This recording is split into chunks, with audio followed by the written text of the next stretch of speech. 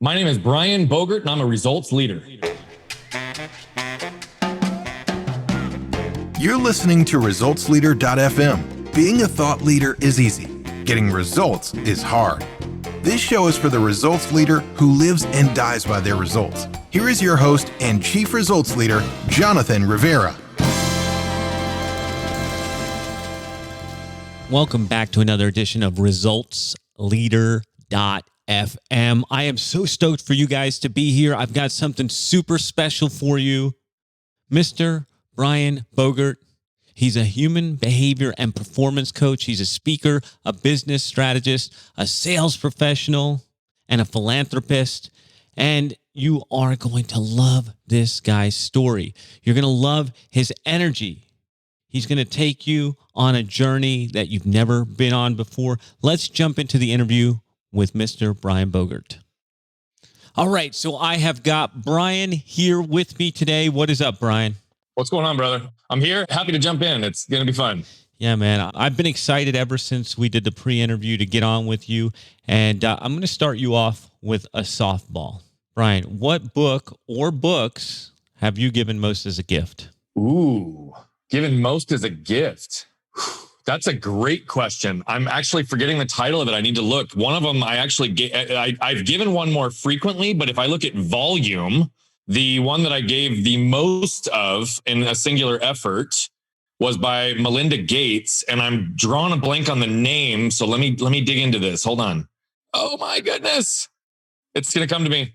I am so sorry. This is You know what? It's not coming to me. So I don't know where it is or what I did with it, but it was a Melinda Gates book, and it was really about promoting and empowering women and looking at the process of how women have been positioned in society throughout history and across the globe. And part of the Bill and Melinda Gates Foundation is really focusing on trying to get women back to the level that they really deserve to be at as equal members of society across the board. I say it was Elevate, but that's not what it was called. It'll come to me. But so that was one of them. I've also given Dare to Lead quite a few times by Brene Brown. all right. I don't usually stumble around like I just did, but I'm having one of those brain blocks. Well, and I'm going to give you credit because I prefer a conversation where we're not like sending the questions in advance. And so I'm happy that I've thrown you off balance. Now the rest will be even more honest. That's good. It's gonna be dialed in now, brother. I love it. Cool. So everybody has experienced failure. I know I have, and I'm sure you have. So how has an apparent failure set you up for later success? Yes, that's a really good question. I go back to a singular event early in my career. You know, I think that I used to look at, particularly in sales and in growing a business, I probably looked at relationships incorrectly. I'm not going to say probably, I did. And in some ways, I tried to transactionalize some of them from like a prospective client perspective. So I go back to one story that I always reference around this. It was early in my sales career. I was partnering on this with a business partner of mine. We had gone in and done a gifting strategy. We found the top 20 organizations that we wanted to get to. We put together a very thoughtful approach around identifying the individuals, learning about them, learning about their businesses, learning about unique things with them. And we literally created these custom gifts for them. And it went over great. We ended up getting 16 meetings out of 20 gifts, and it was phenomenal. So then what we did was it's like, well, if we didn't spend as much time, energy, and money on this approach, like, could we have the same results? Right. And that's where the transactionalized approach came in. And so I don't even remember exactly what it was, but I think we got like golf ditty bags and golf tees and like something with all of our logos on them. And it was all about us. It was, but it was a test. And we sent them to a larger number of folks. It was like, well, if we spend less money, we invest less in the time and energy, like we can broaden our approach. Well, first of all, the results were horrible on that effort, as I'm sure you can imagine. But what was interesting is we actually had one CFO respond to me, and it was kind of an interesting dialogue because he said something to the effect of, if you think that this is going to help you differentiate, if this is going to help you become a better business person, this is going to help you focus on relationships, then you're flawed. He's like, you want to get to C-suite executives, you want to build these relationships. He's like, find somebody that you know that I trust, that's in my network, that will endorse you, and I'll have a conversation with you. And so we had this back and forth email dialogue, but I had picked up the phone and called him, and he knew exactly who I was. He'd done his research. He shut it off. And then I get this email response with him. And, obviously we gracefully backed out and obviously told him we didn't mean to offend. Well, it took me 2 years to find somebody that he knew and liked, that trusted, that could endorse me. It happened to be my CPA, who was also his CPA. So we found that connection. I mean, who do you trust more often than somebody who's helping you with your financials, your taxes, your livelihood? And so she ends up giving me an endorsement. He doesn't take the meeting with me. And so I called him and I called his bluff. I said, you told me, and I literally forwarded him the email. You told me if I found somebody that you'd meet with me. I've left you alone for 2 years. Let's go have this meeting. And so we had that. But the lesson that came from it, that failure in our attempt to transactionalize the prospecting approach, I never did again. I mean, it took one time that interaction, and it really shifted everything about how I approach stuff, which went really back to relationships, value, and impact, and allowed me to just learn early in my career that, especially in sales, relationships cannot be transactionalized. We have to focus on the people on the other side. We have to focus on understanding who they are, what they're dealing with, and also put ourselves in a position to understand the problems that they have before we try to solve the problems that we don't know they have.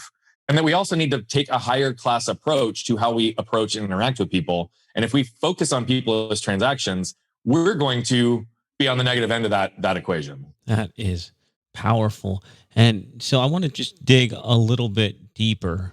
You guys did really well on the first approach. Why were you going? It's almost like you were going for scale when maybe you didn't need to. Because we were young and dumb and we were testing stuff. And when you're young and dumb, especially, it's like, well, if I can do more for less expensive, like, why not? Right. It was a learning experience. So I think that's really what it came down to was, well, hey, if we had this kind of approach, what if we did gifting in a different way?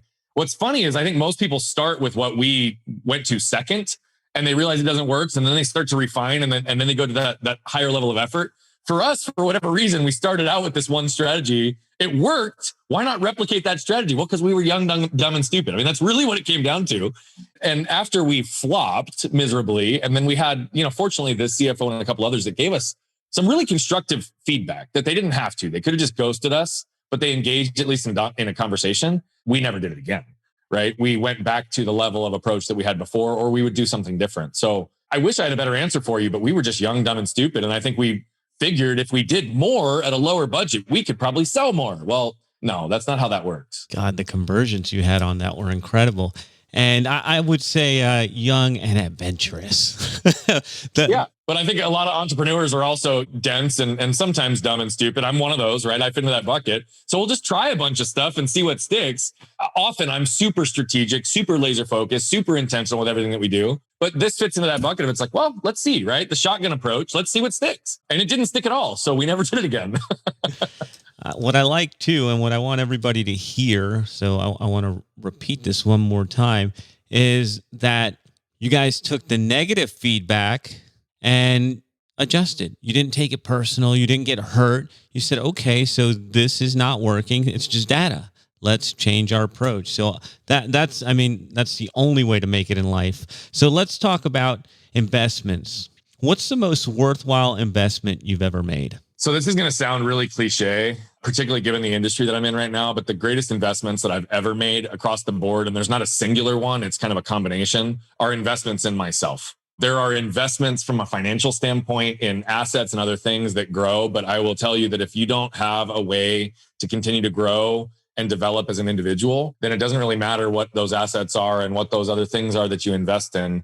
I think we are our own greatest asset if we choose to believe it that way. So, I invest a lot of money in myself. Although I'm a coach today, I have multiple coaches, I have multiple teachers, I have multiple people that help fill the gaps for me. What I learned, I wish I would have learned it sooner, but it was 8 years ago, I started to realize the value of coaches and how they could really help us see ourselves more clearly, create different ideas, hopefully not create the same mistakes they did, and that we can really, move a lot faster with less effort when we have the right people around us. And so I invest still today significantly in my own development and surrounding myself with the right people, both from mental, physical, emotional, and spiritual. So there's not a singular one that I'm like, oh, this is absolutely the best investment I ever made. If you forced me to answer that question and the investments in myself, I probably could land on an answer. But I would just tell you that in general, it's the category of investing in myself versus assets and things outside of me. So tell me a story of one of these coaching relationships that help you go faster with less effort so that we can kind of visualize it. Yeah. So I'm going to use a physical one and something that I'm dealing with real time right now, because I think, this is an analogy that a lot of people can identify with. So I'm training right now for an Ironman. I'm training for an Ironman and I'm doing it on behalf of Challenged Athletes Foundation. We didn't talk about my story, but we may get there at some point today to kind of unpack where the connection is there.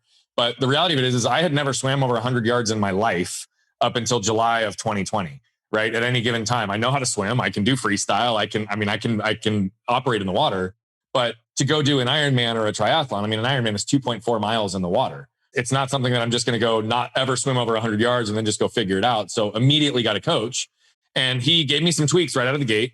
And I implemented those tweaks for 2 to 3 months.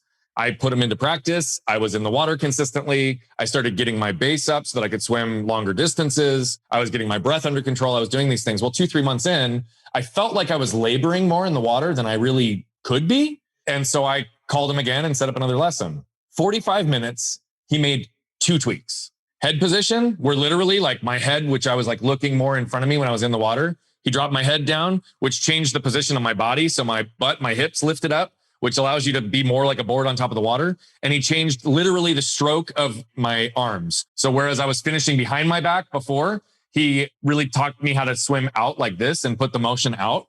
And literally those 2 tweaks, and I started swimming faster with less effort. And I was able to cover more distance in the same amount of time as a result of it. And so I use that analogy because I've had multiple experiences like that happen in my marriage, in my relationship, in my health, in my businesses, where you get something where you might not even see it. It's just a tiny little shift, but that tiny little shift and the compound effect of it over time can literally change the trajectory of your life, who you are, your business, your relationships. I think this is a good place to put it. So you said you were doing the triathlon for which group? Challenged Athletes Foundation. Challenged Athletes Foundation. And you said this ties into your backstory. So why don't you share why you're doing it for the Challenged Athletes Foundation? Yeah, so I'll start by saying I've actually never viewed myself as a challenged athlete, but by definition, I am.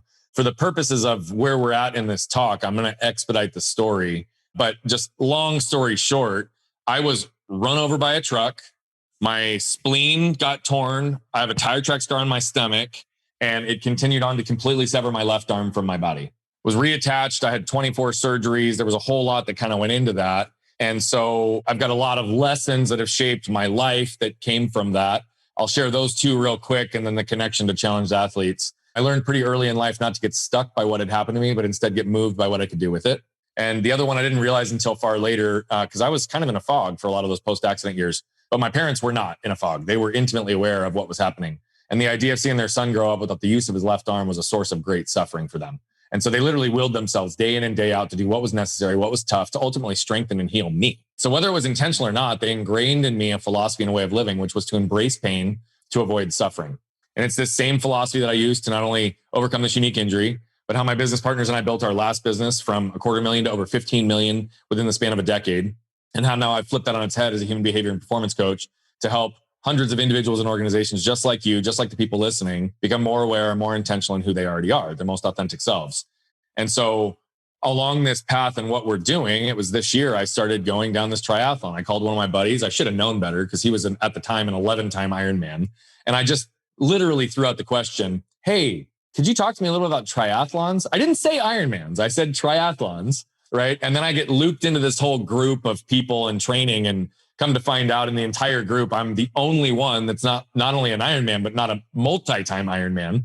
And then he ends up connecting me with one of his buddies, a guy that's out of California, who is one of the head volunteers who's really helped establish, who's got a phenomenal story, leg amputee. He's done a lot of these triathletes and endurance events. And all of a sudden they start talking about Challenged Athletes Foundation. And, Challenged Athletes Foundation literally is what it sounds like. They work with challenged and adaptive athletes through whether it be equipment or fundraising or financing, getting them into sports, helping supplement training, wrapping them with a whole bunch of resources so that, people can get physical activity and movement back into their lives and be able to do it in a way where they're supported with a community of other adaptive athletes. So I've never viewed myself as a challenged athlete, but by definition, I am. And so when we started talking about it, I'm operating as an ambassador and a sponsored athlete with Challenged Athletes Foundation right now. It was that connection, frankly, that convinced me to actually do a full Ironman versus a half or one of the smaller ones. Because when it becomes bigger than myself, I get super motivated, right? So knowing that I can go and use my own experience to hopefully raise money to help other people, use my story to help promote, what is possible. And it aligns with a lot of my philosophies, which is just that we really can live with no limits. And what I mean by that is not like I couldn't go be a football player or a professional basketball player, right? I have limitations in my size and my physical ability and also my injury. But the reality of it is I can live well beyond the limits that I've placed on myself and the world has placed on me. And so this is going to be an opportunity to demonstrate that and help an organization at the same time. Wow. That is epic, bro. All right.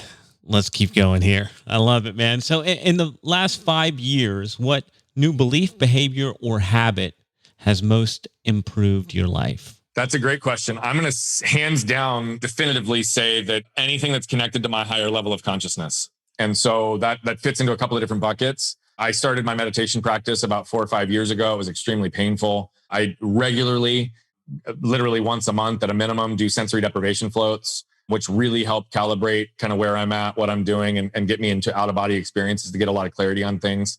I've worked with, in that time, had you asked me 7 years ago, I would have told you there's no way I would ever touch this stuff as it relates to like Eastern philosophy and kind of the softer side of the world. But I crashed and burned and I'd learned some lessons that helps me realize that this is where I need to focus. So I've had Reiki energy healers. I still have them. I work with a meditation coach because I do believe that as I continue down this path of raising my highest levels of consciousness, it's where I can have the greatest impact on the world because I don't have to tap into knowledge. I can allow wisdom to flow through me, and I can operate at a higher level, at a higher frequency, and connect with more individuals and more lives to really bring change into the world. So hands down, definitively, that's the newest thing in 5 years that's really changed my life.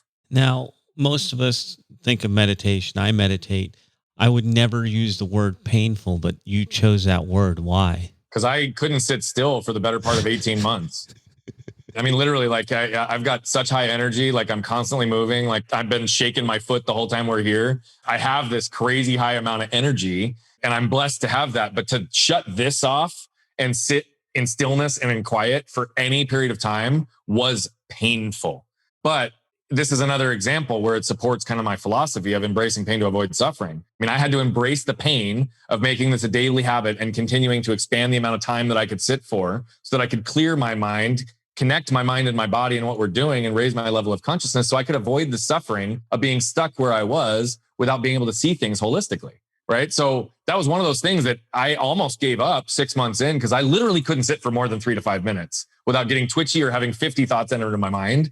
And now I've got it dialed. I mean, I'm in a good place. I'm working with a coach now that's just helping me really focus on the different aspects of meditation, which is concentration, meditation, and visualization, and embedding very specific practices so that I can be, for lack of a better term, in kind of my meditative state, in my awake state. Because when that happens, game over, man. I can tap into that universal energy at a level that I can actually start to be even more impactful in the work that I do. I can't imagine with your level of energy and the way you're going, once you tap into that thing, laser powered, baby. Cool. So let's have some fun. What are some bad recommendations that you hear in your area of expertise? Any recommendation that says to anyone that you should do this is bad advice, particularly without context. I'm attaching more to that word than I am to the specific advice. And the reason is because should is a shame-based word. It automatically implies that whatever you're doing isn't good enough and potentially you're not good enough. And so I would much rather see people giving advice around what could you do differently? What would you do differently next time? And keep it future focused and objective versus having it be that the action is bad. And because it's not always bad, right? And what might work for you might not work for me. So if you're going to tell me I should do something and it doesn't align with who I am and the direction that I'm headed, that's misplaced advice. The second one is I see a lot of people in this space, and it's not so much advice, but it's a tactic that is using advice behind a fog of what I think is tapping into negative emotions like fear, shame, and scarcity. And there are people in the space that will highlight those negative emotions and use them to their advantage to drive people into their programs, get them dependent on their systems, their coaching platforms, their coaching philosophies, versus elevating and empowering them to understand their own emotional triggers and how to use them to their benefit. And so those are the two places that I see a whole lot of. There's a lot of shaming in the way that this industry can operate. And there's also a lot of using negative emotions to motivate people to take actions, to drive revenue, to grow coaching businesses versus focusing on how do we actually change people's lives. I feel really guilty when you talk about that. I'm a trained copywriter, and fear, shame, and scarcity are all triggers we hit. It's true. And here's the thing. I'm not saying don't talk about them, but let's use them to somebody's benefit versus using them to motivate revenue growth for a business. That's just my philosophy. I could be wrong on that, but that's where I struggle because I like to help people grow versus making them see where they're deficient and need to be dependent on somebody else. I believe if we teach people, everyone can be their own savior and everybody can get the tools that they need. So I'm not saying let's not drive people to coaching programs, but what is the end goal and how do we actually use those emotions to help them flip it to their benefit over time after they've engaged with us? Yeah. And I love what you said. And I want to make sure that the listeners heard this. So I'm going to repeat it. It's elevate and empower. And so you don't want these people dependent. You want to give them what they need and let them go and let them grow. And I think that that's a beautiful thing. It's a noble thing. And if you can do that, you're changing lives. And I knew that from the first second I met you. I was like, this guy's changing people's lives. That's why we're here today. So now let's talk about what's really important.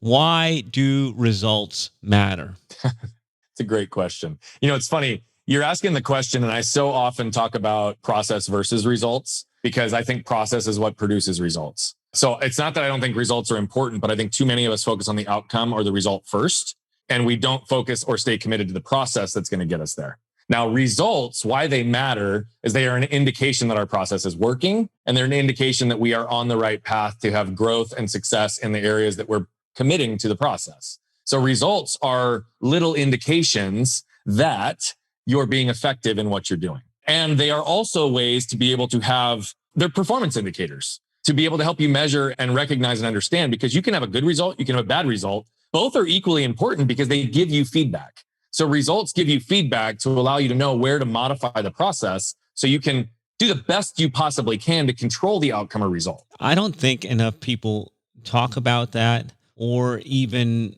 put enough weight on that. And I happen to be in now you're like undermining my whole show. I'm going to have to redo everything. But I love the idea too, because that's where I'm in love with the process, because that's the one thing. What you put into the machine is what you can control. What comes out the other side, I don't know. But what you're putting in every day is all you. And so I love that concept. Thank you for that. But results matter because they give you feedback. Yeah. Right. So it's not undermining the approach of the show. Results matter. I'm not undermining that results matter. They're very important. If you don't get results, how do you know how to pivot? How do you know how to make adjustments? How do you know how to refine? How do you know how to change direction? And so, no, but I think if we are very clear on where we want to head and we identify and put granular steps in the process to get there, then we have the ability to stay committed to the process, which inevitably then the results become an afterthought. Yeah. So we're going to think back again. In the last 5 years, what new realization has helped you get better results for your clients? This is a great question. There's actually 2 or 3 directions I can go, but I'm gonna give you one. I didn't realize until far too late in life that when I shut off physical pain, I also shut off emotional pain. It was 3 or 4 years ago. I was playing with my daughter, laying on the couch. We'd had so much fun. We were laughing. She wraps her arm around my neck, turns around, gives me a kiss on the cheek, and tells me how much she loves me. And I broke down in tears. And I've always felt like seeing men cry is actually a sign of strength. I've just never manifested my emotion that way, probably because I shut it off and I was suppressing even when I wasn't aware I was doing so. But what that made me realize is that if I wasn't experiencing joy at the level that I was in that moment, I probably wasn't experiencing fear, despair, shame, hurt, pain in the same way either. And so I had to really unpack what that meant and really start to explore the evolution of emotion. I used to think it was 100% about intellect, mental toughness, and the intellectual narratives that we create for the world. That bit me once in my life earlier. But when I focused on human connection for that next period of my life, and then I realized I didn't have emotion in it, human connection without emotion isn't really human connection. And so what I believe now is that mental toughness is important, intellect is important, but those that really reach the highest level of performance are those that understand the mindset and the heart set, the mind-body connection and relationship, and how to regulate and monitor between the two. And so how it's changed my life and my work with my clients is my wife always used to joke that I was sympathetic. And I'd say, no, I feel it. I'm empathetic. I'm good. I get it. Right. But if I look back even on my word choice with clients, it would always be, what do you think about that? I never asked how they felt about something. And it is a minor nuance in the language, but it's unbelievably meaningful, the difference of response that you get. So it's changed the way that I connect with my wife and kids. It's changed the way that I connect with my clients. And it's changed the whole evolution of really understanding that, look, mental toughness is important. And I teach and train on that. But we have to have emotional maturity and emotional resiliency. And we have to understand our emotional triggers and behavioral patterns that might keep us in those self-defeating places and prevent us from getting where we want to go. Mental toughness without that connection will only get you so far. You need the combination of both to really unbridle yourself and get to the next level. You'll be a cyborg.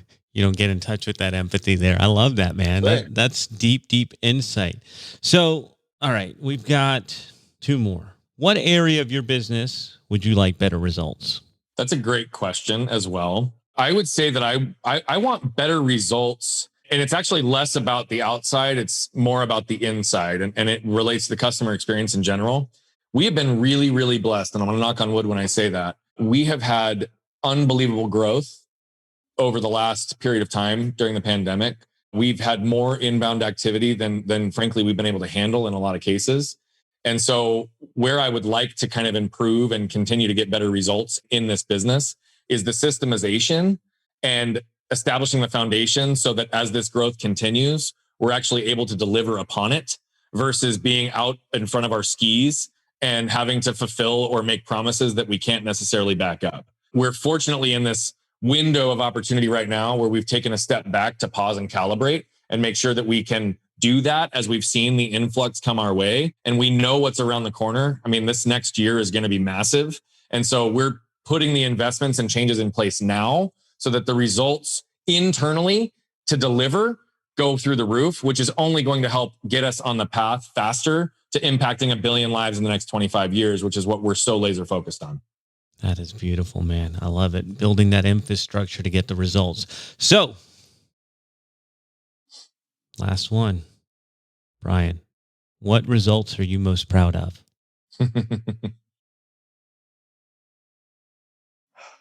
Man, you're pausing me to think. I love this. This is going to sound a little, I have to go here because it's my most important role and it's the most important thing to me in my life. I'm extremely proud of the results that have taken place with the evolution of my marriage and with what we are producing in terms of our children. Those are both of the hardest jobs on the planet. They're also both the most meaningful. And the reason I'm most proud of those is because the relationship, and I'm going to start with the relationship with my wife, because that's really what the point is on all of it. I am the person I am today and have had the results I've had professionally, personally, and in the community and service to others, in philanthropic fundraising and all those things because of my wife. The partnership that we have is rock solid, and she challenges me every single day to be a better version of myself. And the expectation and standard that we have for each other is very high, which can be difficult at times. But it really challenges us to pay attention to all the little details in everything we do. And I get credit externally for who I am, the way I speak, the way I do things and help lives. The reality of it is I'm only 50% of what the world sees. My wife is the other 50%, and she helps me see things and make connections and analyze human behavior and see ways to really fabricate thought and content. She closes that gap, stuff that I don't see. She's brilliant, and the combination between the two of us. But the reason I'm most proud of it is 14 years together. We just celebrated our 10-year marriage, wedding anniversary. To have a good marriage takes a lot of work. It has not been easy in many ways, but I am extremely proud of the results of where we are today. And our kids are a byproduct of the relationship that we've continued to build and continue to invest in. That is epic, bro. And most people, well, I won't say most people, but people that are unhappy probably undervalue that. I really love what you're saying there. And I really appreciate that you brought that to the show. It's touching. And any parting thoughts you want to share with the results leader audience? I said these words, I think, in one of the answers earlier, but I really do want people to realize that everyone has the ability to be their own savior and produce their own results at a high level. I think there's a lot of individuals that can fall into the victim mentality or, the pandemic and the world, and they're looking for somebody to save them. They're looking for the government to save them. They're looking for coaches to save them. They're looking for employers to save them. They're looking for, right? And they're feeling stuck. But I think instead, what I'd like to do, again, using the elevate and empower, I think we all have the ability to elevate and empower those around us to learn how to be their own savior, pick themselves back up, and really change the trajectory of their lives, their businesses, their relationships, their health, right? But everything begins and ends with you. And so if you put in the work to get clear on who you are, the person that you want to become, and you recognize that nobody's going to save you, you'll have people help you along the way. You're the only person who can save yourself. Then we all can be in that mindset of being our own savior. And through the lens of wanting to impact 1 billion lives, I know that 99.999999% will never pay me $1, which I am very okay with. And through that lens, I want to give a free offer to everybody. Go to nolimitsprelude.com, which will be a download of some of our coaching philosophies to help you learn how to become the best version of yourself, understand how to embrace pain and avoid suffering, get clarity on who you are, and become your own savior. nolimitsprelude.com. Thank you, Brian Bogert. I appreciate you, brother. We will have links to the giveaway. We'll have links to your LinkedIn profile as well. And I just want to thank you, brother. This is everything I thought it would be and more. So I appreciate you taking the time out to rap with us today. Thank you. Thank you for building a platform to put good into the world and help people see what's possible and focus on how they can control results in your life. Without that, man, I wouldn't have the opportunity to be with you. So thank you for doing what you do. And it's been a pleasure to be with you. I'm happy that you were grateful enough to stick with me after I floundered on the first response too. The name still didn't come to my brain, but it will. Maybe we can put it in the show notes afterwards. Love it. All right. So that is a wrap for another ResultsLeader.fm. Thank you guys for tuning in, and we'll be back in your earbuds next time. That is a wrap for another edition of ResultsLeader.fm. If you are out there getting results for your clients and you want to be featured on the show, go to ResultsLeader.fm now and apply to be on the show. And if you love what you're hearing, share the show, give us a rating and review, do anything to help us get the message out there. Thought leadership is easy, but results leadership is hard. This is thepodcastfactory.com.